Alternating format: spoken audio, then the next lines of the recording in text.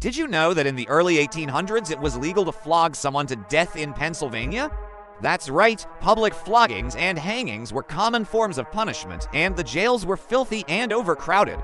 So in 1829, when Eastern State Penitentiary opened its doors in Philadelphia, it was considered a beacon of hope for those seeking reform. It was the world's first true penitentiary, meaning a place of penance or atonement. The prison was designed to inspire penitence and reform through isolation. Talk about a concept. The grand, fortress-like structure with 30-foot-high walls, iron gates, and a spoke-like cell block design was considered revolutionary.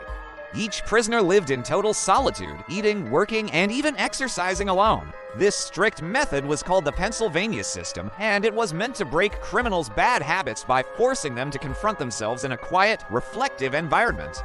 Prisoners weren't allowed to speak, sing, or even see each other. In fact, guards wore felt on their shoes to muffle sound. Inmates had small cells with skylights nicknamed the Eye of God, reminding them they were always watched. But the silence and isolation often led to madness. Many prisoners suffered breakdowns, hallucinations, and despair. Some went insane, hearing voices and talking to themselves. Others saw ghostly apparitions and walked the halls at night believing they were free. One inmate even gouged out his own eyes, convinced they were watching him, but it wasn't all bad. The prison also housed some infamous inmates like Al Capone, the notorious Chicago gangster who spent nearly a year here from 1929 to 1930.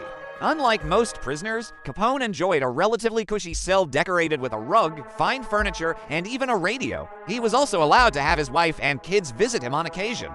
Another famous inmate was Willie Sutton, the gentleman bandit, who tried to escape in 1945 through a 97-foot tunnel he dug with other inmates. They were caught before reaching freedom, but as the years went on, the Pennsylvania system was abandoned.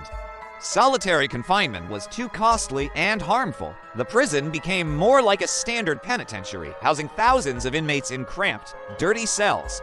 By the 1970s, Eastern State was overcrowded, crumbling, and outdated.